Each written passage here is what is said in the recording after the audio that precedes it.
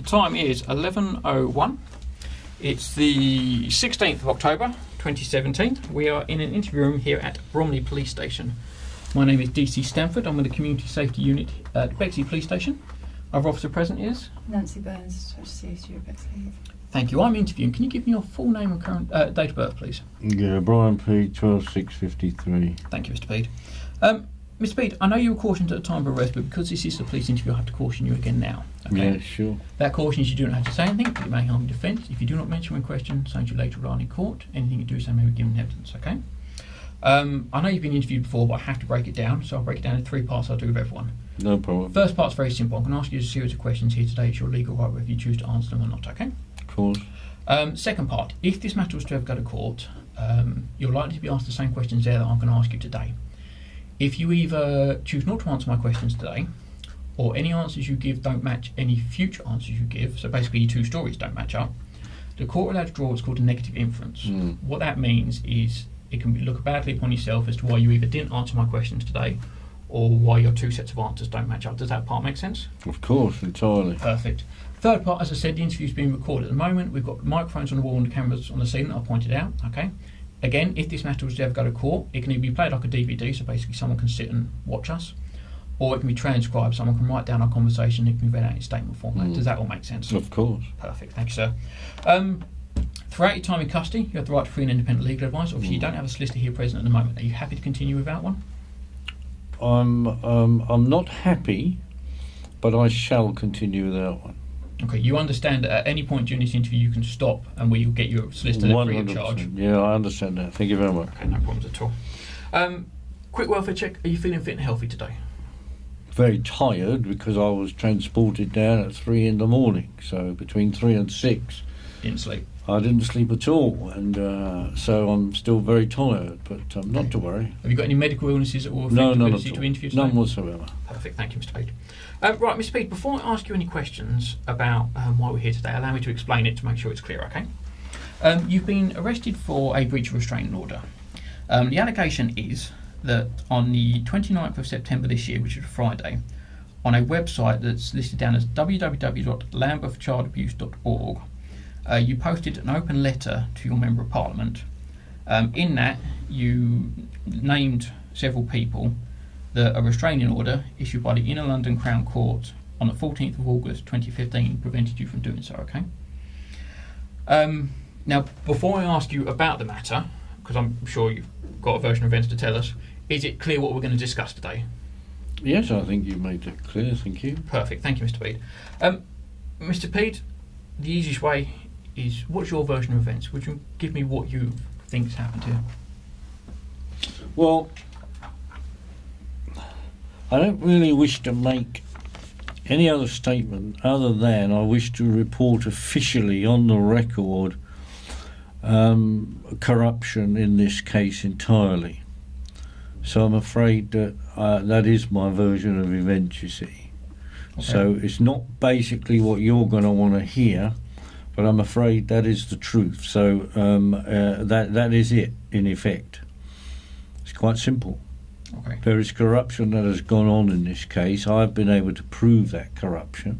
Mm-hmm. I have informed several people, including the Home Secretary, including my Member of Parliament, including, I believe, the Director of Public Prosecutions, about corruption that occurred on that date in August 2015 that you read out. I forget the exact date. 14th of August. 14th, thank you. So 14th of August 2015, there was corruption in that case. I reinvestigated that case on my own because I knew the police wouldn't, and consequently I uncovered corruption. So it's quite simple, I'm afraid. That restraining order that was allegedly issued on the 14th of August 2015 is in fact bogus and has no legal weight at all, because what you'll find, sir, is that Lord Denning has gone into on the record many times that nobody, not even a Member of Parliament, can in fact keep any advantage he or she has gained through any kind of fraudulent activity. Well, you see, in this trial that you referred to, August 2015, a colleague of yours called D.C. Zia claimed that he had gone to Bexley Grammar School to pick up a card that I had allegedly sent to my 2 granddaughters who attend the school. Well, in June of this year, I went to Bexley Grammar School and met with the head teacher. And he said that the police have never been to that school at all in relation to my granddaughters. Of course, the police have been to that school, they go to every school, but not in relation to my granddaughters. It was completely different. So he said the whole thing is bogus. It did not happen. The card never reached the school. Well, as you can imagine, that was of great significance, because he committed perjury, because at the trial he said to the court that he had gone to the school and he had met with the school secretary and others to pick up the card. Well, either he's lying or the head teacher's lying, and I don't see any reason for the head teacher to lie. And so after my meeting with the head teacher, I sent a affidavit to him that I wrote out asking him to sign. I've not yet got that back. Of course, it could have been sent back to me, but I don't always get all of my mail. But that's another issue we don't need to discuss right now, although it is of significance. So he committed perjury. Perjury Act 1911 you'll be familiar with. And consequently, that's a fraudulent trial.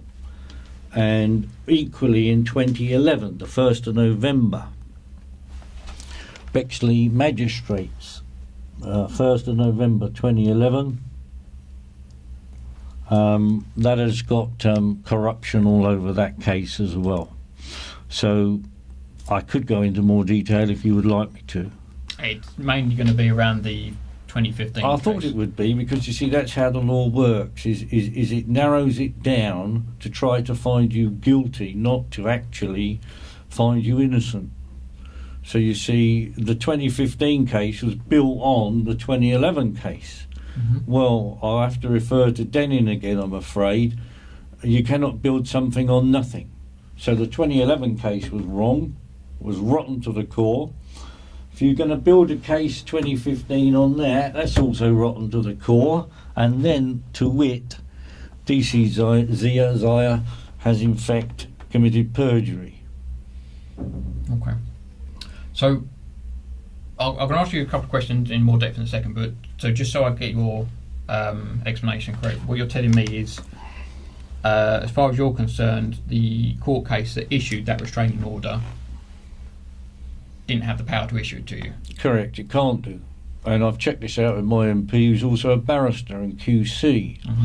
And we've discussed this at great length. And on the 27th of January this year, this would be 2017, 27th of January, at the Knights Hill Hotel in a constituency meeting with an investigative author there present, Mr. Bellingham, Sir Henry Bellingham, my MP and barrister, said to me, "It is clear that you cannot be guilty of any of the convictions against you, and any solicitor would be able to see that straight away." And he also referred to my unlawful dismissal at Lambeth when I was a head teacher there. Yeah. And he said, you know about that? Yeah, I you read them both your websites this morning, actually. Ah, okay. Well, consequently, he also referred to my dismissal at Lambeth as being unlawful, which it clearly was. And that's it, really, sir. Did you say DC Stanford? STANFORD, yeah. Much obliged, thank you. So DC Stanford, that's it, really. That's all I really have to say on the matter. Because it's very serious, as you will appreciate, when I have to inform a police colleague that one of his, in your case, one of his colleagues has committed perjury. And it's demonstrable perjury. It's not me saying it. All we have to do is go along and interview the head teacher and he'll say, yes, the police never came to my school. Those girls have never received the card that was allegedly sent to their school, etc., etc., etc. Okay, so as I said, as far as you're concerned, the 14th of August 2015, the court case in London Crown, as far as you're concerned, had no legal backing to it. So, Excuse me. can I make assumptions? I don't always like doing it, but can I assume that means, that as far as you're concerned, that restraining order isn't valid? Yes, I've spoken many times with, again, my MP on this matter, and he's agreed that the restraining order has no validity in law. Okay. A couple of questions I have to ask, and please don't think I'm doing it to frustrate you. I have to, for obviously want to. Were you aware of the conditions? Whether you agree with the order or not, were you aware of the conditions of that restraining order issued on the 14th of August 2015? Were you ever served a copy? I think at this point I'll take my legal advice and say that I'll make no comment. Okay, no problem. Hope you I appreciate took the legal advice from myself. You understand what I'm saying? No, and I hope you understand. I've still got to ask you a few No, questions, but if that's no, that's not a I problem, understand completely. So just to re-ask that question to make sure it's clear for the disconnect, were you ever made aware of the conditions of the restraining order from the 14th of August 2015? No comment, sir. Can I just check, because I did have a good read of it this morning, along with both the websites actually. On the, I don't want to make a mistake, so let me show if it's right. So I had a look at the www.landforchildabuse.org website. Right. And on it, dated Friday the 29th of September 2017, there is a article under the latest news heading that's listed down, Brian Pead hand delivers letter to MP Henry Bellingham. And I've had a good read. I'm not going to read it all out because, as you can see, it's quite a long letter. Right. Can I just ask, were you the author of this letter? So, are you asking me if I wrote a letter to my MP? Yes, the actual article on the website, is that your letter? It is signed from Brian Pead, but I want to ask, is that the letter that you wrote? Were you the author of that letter, or did someone write it on your behalf? The letter itself I wrote. You did. So Of course. So the one that starts, Dear Sir Henry, an open letter. I trust that you are well, and it goes. So you were the author of that letter. I wrote to my MP for sure. I'm always writing to my MP. Yes, I found a couple of letters like that. Just out of interest, it says it's an open letter. Was it only published on that website? Did you actually post him, or say hand deliver even? Did you actually hand deliver him the letter as well? Yes, it was hand delivered to his house. To his house. Okay, it was by yourself? Oh yeah, by me. Superb. And was that before or after September the 29th? Did it go on the website first, or did you hand deliver it first?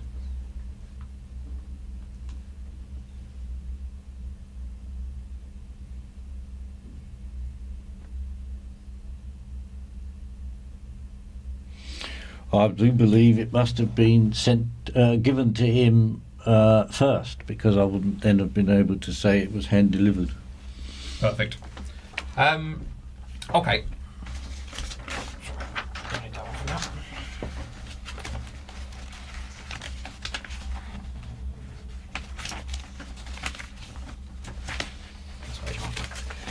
Okay, I'm just going to read out. These are the conditions placed upon the, it's called a protection from harassment order, but a restraining order. It's dated down, issued by the Inner London Crown Court on the 14th of April 2015, so this one here. Now, please don't get me wrong, I appreciate you're saying that the restraining order is invalid, but I hope you appreciate I've got to read the conditions out.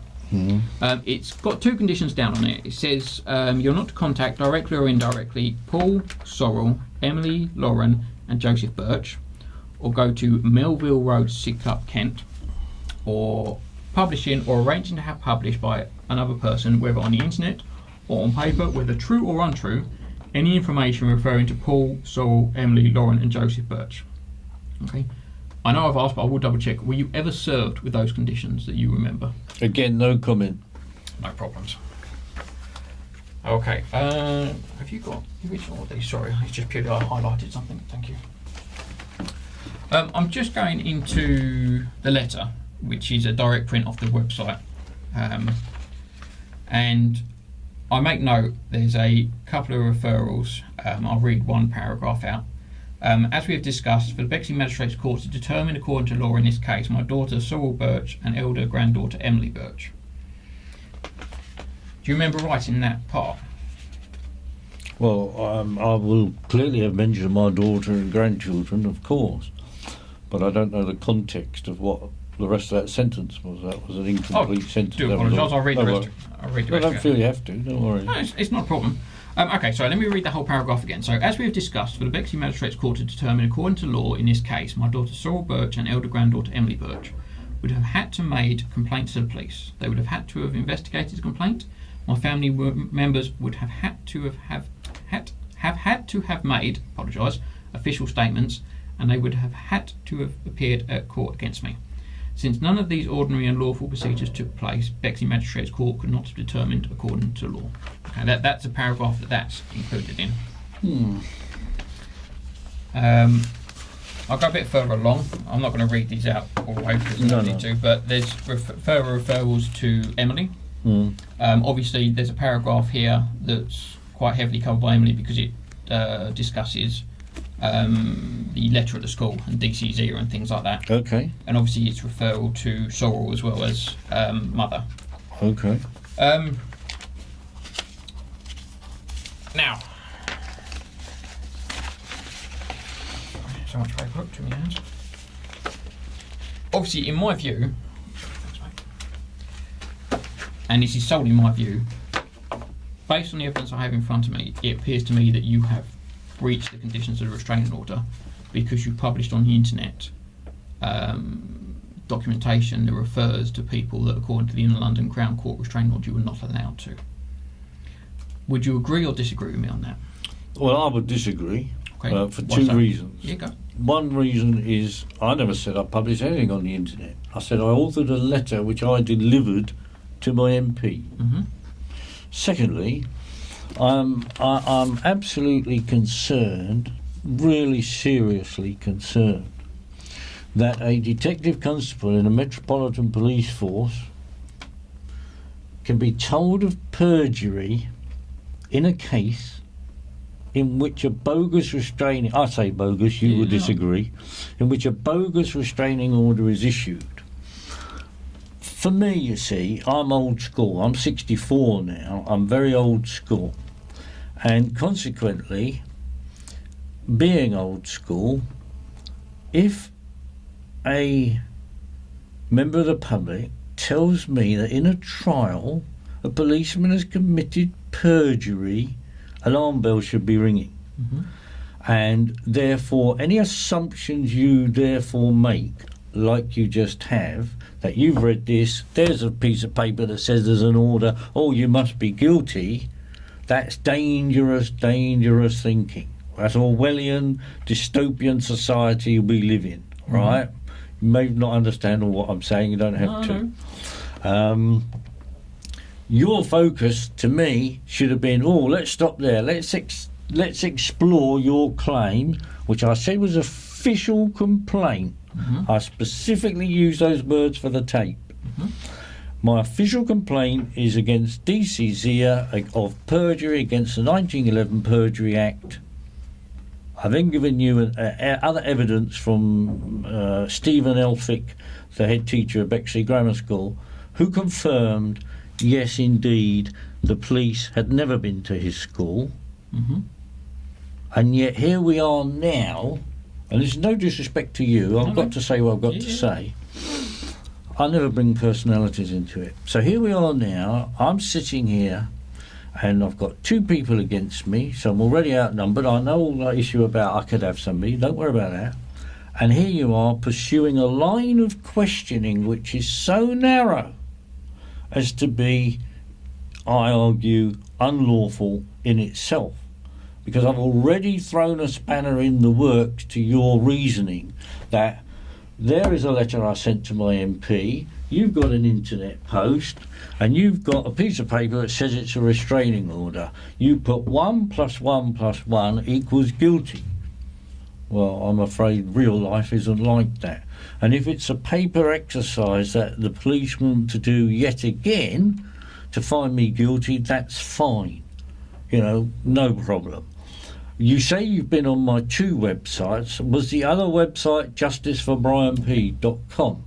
And did you read on there, did you see on there a copy of my latest book that I'm in production of writing, which is called Blueprint for Abuse and State-Controlled Child Abuse? No, I think I got as far as 10 weeks, 12 prisons. 10 prisons, 12 weeks. Oh, way round, sorry. Never mind. It's one of those way rounds. I remember the numbers. No, but it's very good, thank you. So, yes, so I'm going to say to you, DC Stanford, that with the greatest respect, you have a job to do. Mm-hmm. And you're a paid civil servant, in effect, public servant. I understand that, not a problem. You got bills to pay, mortgage, perhaps wife and kids, I don't know. Doesn't matter. The thing is, I don't really want to engage in this interview any further based on the fact that I have given you demonstrable corruption and perjury and that, and you haven't. Because you see, you mentioned the date of the 23rd of September 2011. I haven't. Well, I have. You mentioned Emily. So I'm giving you the date of the 23rd of September 2011 when I was arrested, having written letters to the Home Secretary, etc. And my beloved Emily, who was only 12 years old, was used as a decoy to have me arrested and put me in Belmarsh, right? And they thought they were doing a clever thing by saying she was a witness in a trial. She's never been a witness in any trial. So that needs to be sorted. What I'm hearing today is fills me with dread, because truth is not occurring in this room. I don't say you're lying, I'm saying truth is not occurring, because you're trying to put together a false proposition based on false documents. Well, anyone can do that. Anyone can make any proposition I like. You know, I could call you a murderer, write some pieces of paper that proves you're a murderer. To make you a murderer, it's false proposition. So at the end of the day, sir, I'm afraid that needs to be investigated, why Emily was used as a decoy. And it also needs to be investigated why, when I went to Teapot Island in Maidstone in March of this year, and then 3 or 4 days later I wrote to the Commissioner, Commissioner Dick. I'd gone to Teapot Island to give my in-laws, my daughter's in-laws, all information about my innocence, including a letter from Sir Henry Bellingham saying Brian Pead is innocent and a victim of a number of miscarriages of justice. I gave that to my son-in-law's parents. 3 days later, I wrote to Commissioner Dick. 2 to 3 days after that, I get arrested. And another bogus charge. To be honest with you, the rule of law doesn't really apply in this country anymore, certainly not to me. I cannot get a fair trial, because if I told you everything about this case, you wouldn't believe me. But I'll tell you that we're in Bromley for a reason, because the woman who was head of Lambeth, Phyllis Dunipace, OBE, who ratified my unlawful dismissal, is a co-director of a company, of a magistrate in Bromley called Daphne Wickham. Look it up on the internet, Company's House, you will. Yeah. So I'm afraid to say, DC Stanford, that I'm not in this room here today anything to do with a breach of a restraining order. I'm in here only to do with the fact that I and if you want to call it this way, I'm an author of books related to child abuse. For my own personal reasons, I was abused as a child in a children's home. I got away with it lightly compared with my brother, who was 8 or 9 and was buggered regularly by police officers, by priests and everything else, right? So that's my motivation. Right, so I will expose everything I can to my dying breath about organised abuse. And if you've been on my website, you'll see another book there, not written by me, written by a journalist in Ireland called Bruce Arnold, and he wrote about all the schools and homes in Ireland. He called it the Irish Gulag. Gulag is a word for prison, right? Yes. And so consequently, Mr. Stanford, I'm afraid to say, I've trod on some very powerful toes, which is why I'm here. You are just being used as a pawn, and your colleague next to you is also being used as a pawn. You may not see that, I don't expect you will, but there's a much, much bigger backstory to this than you realise. And I've now got that on the tape, and that'll do me. Okay. There's no need for me to drag this out, I don't need to, but there's just a couple of questions I want to ask you. Obviously, it's whether you choose to answer them is not a problem. So obviously, we've said that you wrote that letter. That one's not up for dispute. You did raise a point, which I'm going to ask you directly about now. Were you the person who posted that article on the website? I'm not prepared to say, no comment. Okay, no problems. Are you one of the admins for that website? Do you have editorial control? Again, no comment. Okay. Does anyone else have editorial control? No comment. Okay. Does anyone else post either under their own name or under your name? No comment. Okay. Are you aware of everything that's placed upon that website? Well, of course not, because you know, how do I know something's not being put on there right now while I'm in this room with you? So I can't be always aware, can I? It's impossible. No, that's the nature of a website. I noticed there is a comment section. Obviously, that can be accessed by any member of the public. But the actual main content, these letters, is there anyone else that has access to post other than yourself? Yes. Okay. But are you aware of all the main posts? Not the comments, I wouldn't expect you to be aware of that, but the actual posts that go on the website, are you aware of everything that goes up? I'm aware of the ones I write, of course. Okay, so you're aware that this letter went up onto the website on the 29th of September? Well, it's on there, isn't it? You've seen it. It's there on the internet. Okay. What sort of internet access do you have? Do you work from a home office? No, I don't have the internet at home. I don't want it at home. Okay. Okay. Well, I'm going to be very specific. I know you've answered them, but I'm going to be specific to the point. Whether you agree with it or not, were you aware of the restraining order issued by in London Crown Court on 14th August 2015? No, I'm not going to answer that question, Mr. Stanford, based on the fact that it's quite clear where this is going.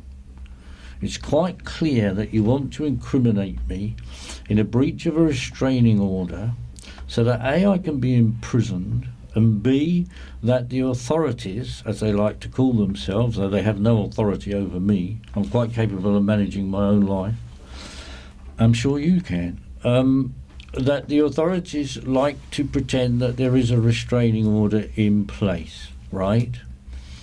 And also what fills me with dread is you actually said that you read out the piece that neither my daughter nor granddaughter Emily had ever given evidence against me on the 1st of November 2011 at the Bexley Magistrates Court.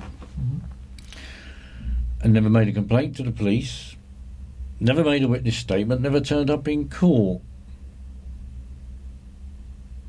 Well, again, that should fill you with dread, actually. You should be saying to yourselves, or even saying to me, well, hang on a minute, how can that even possibly happen? Because it's against the rule of law. But I don't hear these things from you guys anymore, you see. When I went to see Detective Chief Inspector Clive Driscoll, he's on the website, he was a former child protection officer for Lambeth, he told me, of course you can't be guilty. Of course you can't be guilty of any sexual offence, you cannot be guilty of the criminal damage, of impersonating a barrister, which they've done before, all sorts of nonsense, and of course harassment of my own family. Can't be guilty, he said. So how does a Detective Chief Inspector, how does an MP and a QC tell me you can't possibly be guilty, and then I find that I have two guys in here doing everything they can to try and find me guilty? You see, that only says to me, Mr. Stanford, sorry I saw you were going to interject, but that only says to me that the government, call it whoever you like, is still pursuing this course of conduct against me. And when I met DCI Driscoll 2015, 2 years ago, 2.5 years ago, because it was March, he said to me, I can tell you, because I've now left the Met, I can tell you that the Met is persecuting you. His word, not mine. You are flagged up, he says, as a very dangerous man. Not because of anything you've done, because of what you write about. Well, I'm afraid, sir, that if that's the society we live in today, where you can be dangerous because you're exposing corruption and child abuse at the highest levels, well, I think that's a very sad state of affairs, quite frankly. Okay. 2 last questions, then I'm completely done. Again, I know I've asked them both before, but so I'm very specific. Are you aware of the conditions upon that order? Again, no comment. Okay. And in your view, and this isn't in your view, it's no trick to this one, in your view, are you guilty of breaching a restraining order? Absolutely not. Perfect. Sorry, please? I'm sorry when you... Sorry. Oh no, I'll deal with that later on. I just, sorry, Go for it. when the lady, I forget your name, was it Mrs. Burns? No, it's DC Burns. DC Burns. Can you say what your role was, please? Because I didn't catch it. I'm slightly hard of hearing Home sometimes. interview.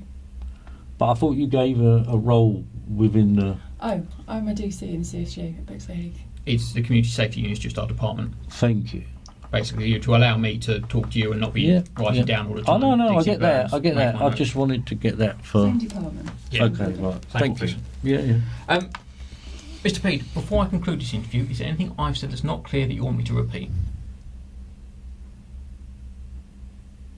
No, I think you've been clear enough, but I'm going to have to repeat myself that I find this a very disturbing interview from the point of view that I have now given you several problems around this case, because another one, of course, is a commander of Lewisham, Mr. Kate Pead, Halpin. Can I just hold you for just 1 second? I'm aware of the allegations you're making against the Chief Superintendent, DCZ and things like that. My understanding is all of these complaints have already been made. You've obviously already made them to your MP. They've never been investigated. But you've already made them. They've never been investigated. Okay, what I'm saying though is if you've already made the complaint, They've never been officially made to the police. you made them to the MP. Yeah, well, what's he going to do with them? But the MP He's then an referred you MP. straight to the police. Well, you'd think so. He's never given me any indication he's done that. Nothing in writing, nothing verbally. So there's an issue there. My understanding is you're